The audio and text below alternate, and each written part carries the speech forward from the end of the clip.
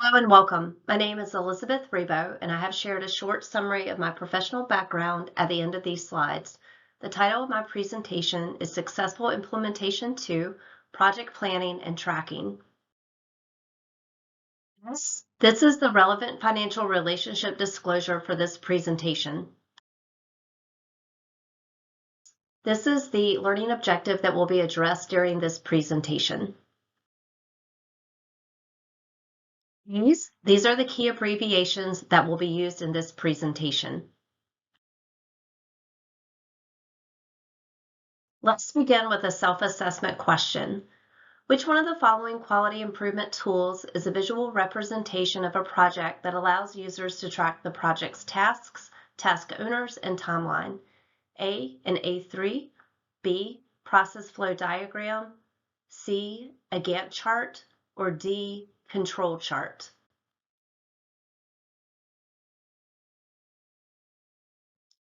Let's begin by defining an A3. The A3 visual management system was developed by Toyota and is a problem-solving and continuous improvement tool. It was created to aid in communication by encouraging concise and focused communication and uses a structured approach to document and solve problems on a single sheet of A3 paper, which is 11 by 17 inches. The A3 method helps teams identify, analyze, and solve problems in a structured and collaborative way. It's designed to foster learning, collaboration, and personal growth by encouraging a systematic approach to problem solving, and is used in conjunction with the PDSA cycle, which is Plan, Do, Study, Act, for continuous improvement.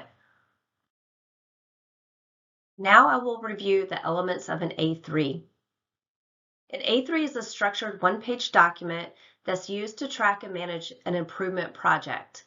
It will show progress towards your stated goal with targets that can include line or bar charts of outcomes. It also explains the elements of activity and identifies the person or people responsible. It's a timely report that demonstrates project evolution of problem solving to the point of desired benefit, the realization, over a specific period of time. It also shows actual outcomes at specified periods of time for review and analysis. It also includes the impact to the customer. It can also then be a reflection on learning and the improvement plan, and it also explains the costs and benefits, which can be both tangible and intangible. This slide is a blank example of an A3, which we will review in detail for the next few slides.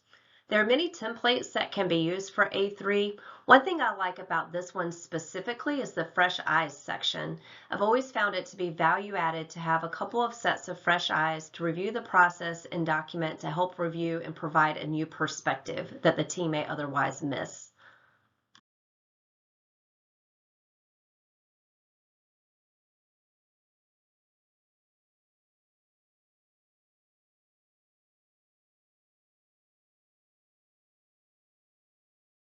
Earlier in this program, you learned about PDSA. The A3 has 7 boxes and is designed to follow PDSA. The project leader and the team fill in the boxes as the project moves forward. The left-hand side of the document is where you will spend a good bit of your time. It's the plan side. It includes the background, current condition, goal, and problem analysis. The right-hand side of the document is where you conduct your do, which is the countermeasures and action plan, study, which are your results and/or metrics, and act, which is your follow-up. As stated previously, the foundation of an A3 is the PDSA cycle. Under plan, this is where the problem solver studies the problem or opportunity with related metrics, analyzes and searches for a root cause or causes, and designs a process improvement and implementation plan. Under do, this is when the process improvement solution is implemented immediately by the project team, followed by study, where measurements are collected to monitor the outcomes of this new process and then compare the target to the actual results, and then act, where your results are interpreted and actions are taken to bring the target to your actual. The critical point here is not just that a new process is developed, but also the process by which the problem was identified and solved. This is critical because you want to make sure that the problem is not likely to occur in the future. The rigor of this approach is critical in not only understanding the current status, but also in building structured problem-solving skills and a standardized approach to investigating an opportunity, implementing the solution, and then monitoring it for sustainability and accountability. On the next few slides, we're going to talk about the A3 document sections in more detail. As we work through the sections, I'll also provide tools that can assist in concisely detailing the needed information for that section. As a reminder, the left-hand side of the A3 is around planning of the PDSA cycle. So we begin with the background, the reason for action. What is the purpose for choosing this issue?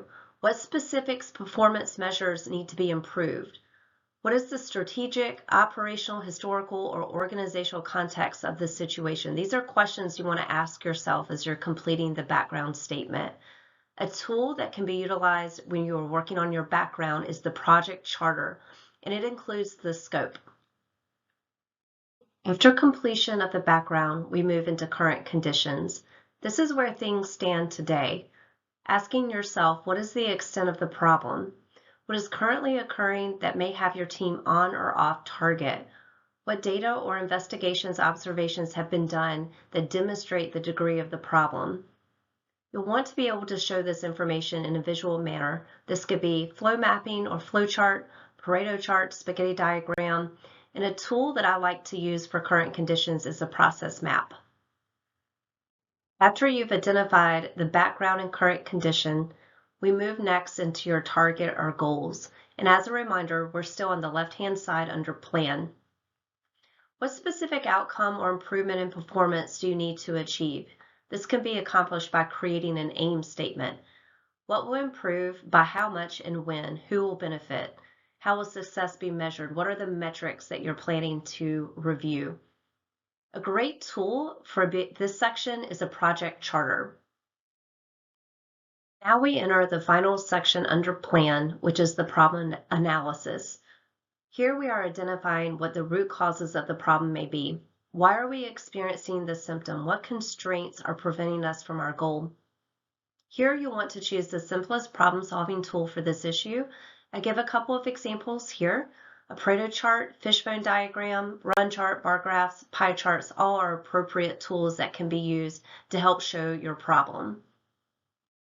Now we're on the right-hand side of the A3, and we're starting with do of the PDSA cycle with proposed countermeasures and an action plan. Your proposed actions to reach the future state and the target condition is what you're targeting here. Questions to consider. What alternatives or recommendations could be considered?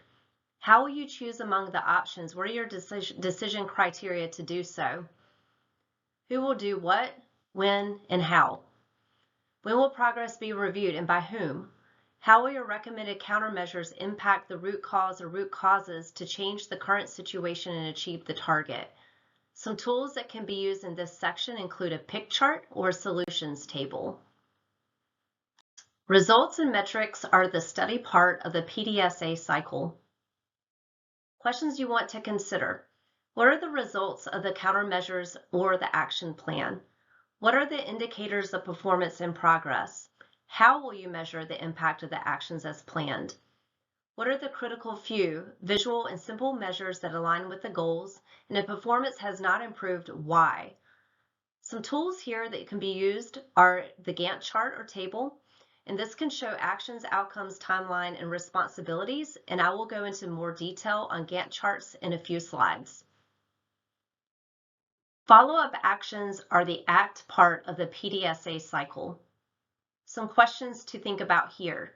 What are the remaining issues that need follow-up or can be anticipated? Doing an assessment of what worked well and what did not work well. Were there any unintended consequences that resulted? What strategies will you use to enable, assure, and sustain success? When will follow-up be reported to the team and leadership? And how will the outcome be standardized and communicated across the organization? And lastly, as applicable, how will the ROI, or return on investment, be calculated? While an older example, this slide still shows the major components of an A3. This particular A3 is around a Meds-to-Beds program that one of my previous organizations pursued. I'll give you a few moments to glance over the slide. Now I'm going to switch from A3 to a Gantt chart, which is a project management tool and can be used in the planning and scheduling of projects of all sizes. It's defined as a graphic representation of activity against time and helps to monitor progress of a project. A Gantt chart shows the list of tasks involved, their start and end dates, milestones, dependencies between tasks, and assignees. Gantt charts typically include two sections. The left side outlines a list of tasks and milestones, while the right side shows a project timeline with schedule bars that visualize the work. Gantt charts can also help with resource planning by showing when different resources are needed for specific tasks. Resources can be people, equipment, funding, etc., whatever is needed to accomplish the project. There are a multitude of apps and websites that you can use to create a Gantt chart, and you can also use Excel. To get started on a Gantt chart, you must first establish your project's scope and milestones. It's recommended that you work with your team or other key stakeholders when developing the timeline. If able, it's best to start with your end date of the project or initiative and then work backward to determine due dates for each milestone. For each milestone, you should have at least one, but most likely multiple tasks that must be completed to achieve the corresponding milestone. Once you've created your milestones, tasks, and due dates for all, the next step is to assign owners for each task. It's important to note that the owner doesn't necessarily correlate to who must do the work. The owner can and should delegate the work as appropriate.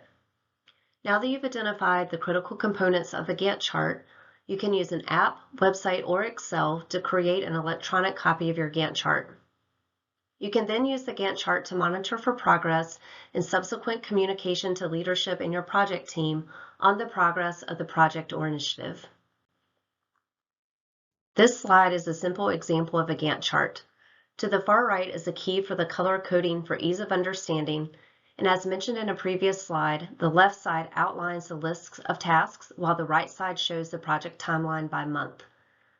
Color coding is a great visual aid that makes it easy to quickly identify if a project is tracking successfully or if it's off the timeline. Now we're going to revisit the self-assessment question from the beginning of the presentation. Which one of the following quality improvement tools is a visual representation of a project that allows users to track the project's tasks, task owners, and timeline? A, an A3, B, a process flow diagram, C, a Gantt chart, or D, control chart? The correct answer is C, Gantt chart. As a reminder, the Gantt chart shows a list of tasks involved, their start and end dates, milestones, dependencies between tasks, and assignees. An A3 is a visual management system based on the PDSA cycle that enables the team to see opportunities for learning and improvement, and most likely will include a process flow diagram and control chart in the document. In conclusion, an A3 is a visual management system based on PDSA that enables teams to see opportunities for learning and improvement. It includes the following sections: background, current condition, your goals, problem analysis, countermeasures and action plan, results and metrics, and follow-up. Gantt charts are visual project planning tools that include tasks, task owners, and a timeline. And Gantt charts are shared with team members to identify the status of tasks and track the progress of your project or initiative. These are the references used to develop this presentation. And thank you so much for your time today.